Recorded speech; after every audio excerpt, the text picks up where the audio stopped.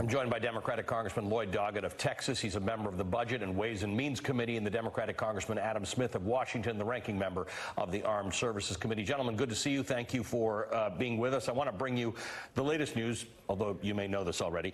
A Democratic source familiar with the negotiations tells NBC News, quote, "We're very close, but not done yet."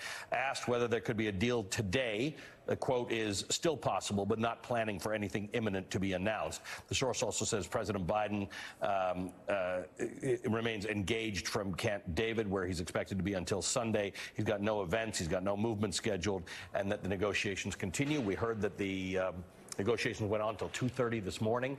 Let me start with you, Congressman Doggett. You and I have had this conversation before. What's your sense of where we are right now and how this is going to go down? Well, I remain hopeful. I mean, Republicans have taken us to a new level of irresponsibility. Time is still short.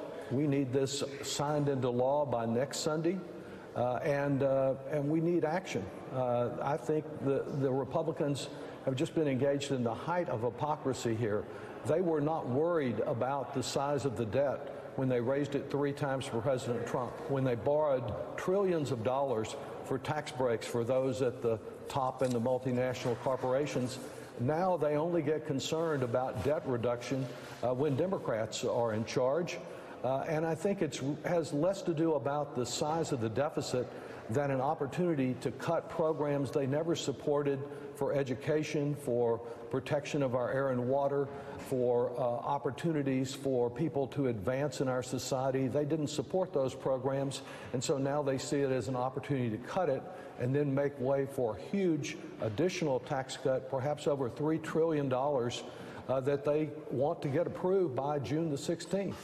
So this is important, Congressman Smith, to remember that if you feel that there's more money going out than you'd like or less money coming in, there are 2 ways to solve this, right? You can either cut spending or you can raise revenues. You can raise taxes on some people.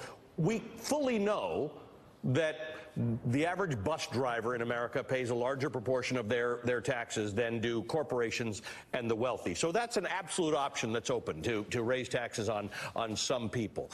On the other hand, you tweeted on Thursday that Republicans want to cut programs for everyday Americans under the guise of fiscal responsibility, while at the same time pushing through tax cuts for the rich that blow holes through the budget.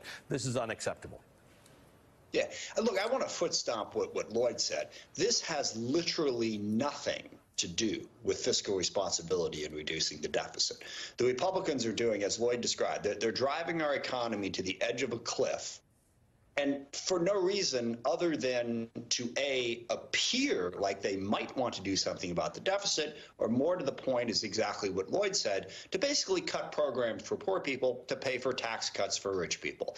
That's what they want to do, because their proposal doesn't really do anything about the deficit. As you point out, nothing about revenue. I mean, revenue is a huge piece of this. They're not going to bring in any more money, but then over 90% of the budget is also not being discussed. They're not going to say anything about mandatory spending. They take defense off the table. They take veterans off the table. You add all of that up, that's over 90% of the budget that we're not even talking about. It all comes down to the non-defense discretionary budget. This isn't about fiscal responsibility. The Republicans want to cut programs for poor people so they can continue to cut taxes and jack defense spending up. We'll be in just as bad a place on the deficit as we were before.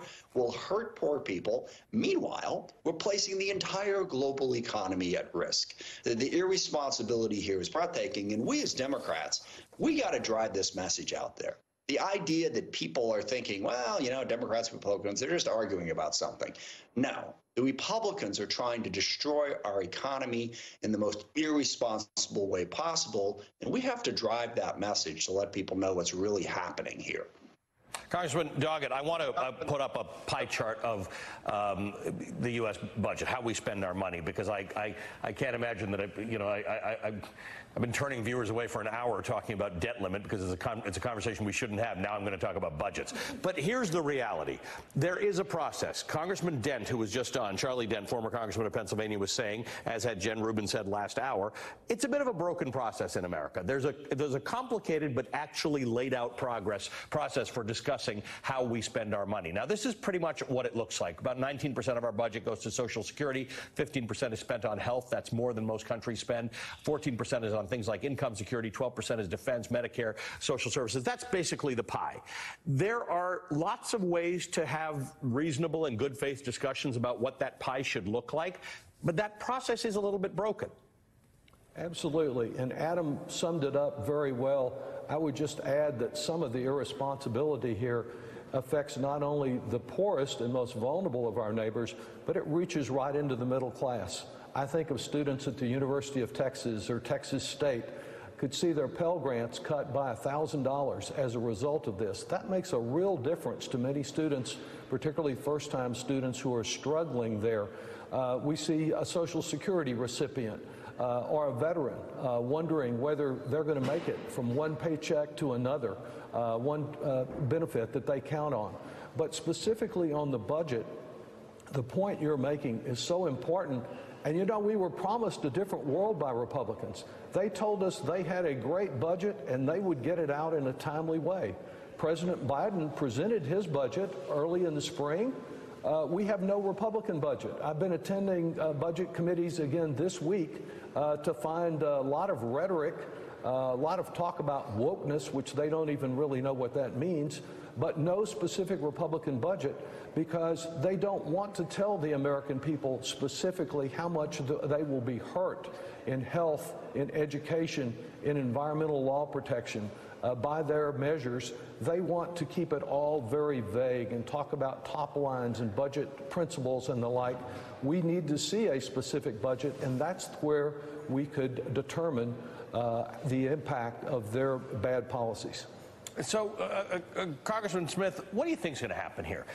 There is, again, even just to approve this, whatever deal happens, it's a several-day process. It'll be a few days. Speaker McCarthy is saying 3 days before a vote, but he's got to inform his membership first, and then they're going to discuss it. Then he's going to put it out to the public. Then once the House passes it, I don't know what that math is going to look like, but presumably it will pass. Then it goes to the Senate. All this, as Congressman Doggett says, has to happen by next Sunday night. What's your sense of whether this is going to unfold? Well, two quick things before I get that. One, as Lloyd pointed out, Republicans, they don't have a budget. They can't even pass this. In fact, they tried to pass a couple of appropriations bills that had some of these cuts in. They don't have the votes even to make those small cuts in the programs that are there. They can't even do that. And then also, October 1st is when the fiscal year runs out. We could have this debate October 1st, as we should, not putting the debt ceiling on the line. That's what I think is going to happen. Look, I don't see how we get out of this. It is conceivable that President Biden and Kevin McCarthy cut a deal.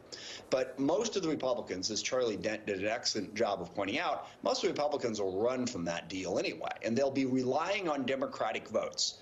And why would Democrats vote for this? It's going to increase defense spending. It's not going to do anything about the deficit. And it's going to cut programs that we in the country care about, many of which Lloyd outlined. I think they're going to have a devil of a time getting the votes for whatever this deal is out of Congress. And again, we should just raise the debt ceiling and then have the debate about how to spend the budget at the appropriate time. So I think we're in real trouble here. I hope I'm wrong. Yeah. But I just don't see how they get the votes for this convoluted plan. Well, that's why I needed the two of you on here, because you're in it. So you've got a better sense of it than the rest of us who are on the outside postulating. We appreciate your time, as always, gentlemen. Democratic Representatives Lloyd Doggett of Texas and Adam Smith of Washington.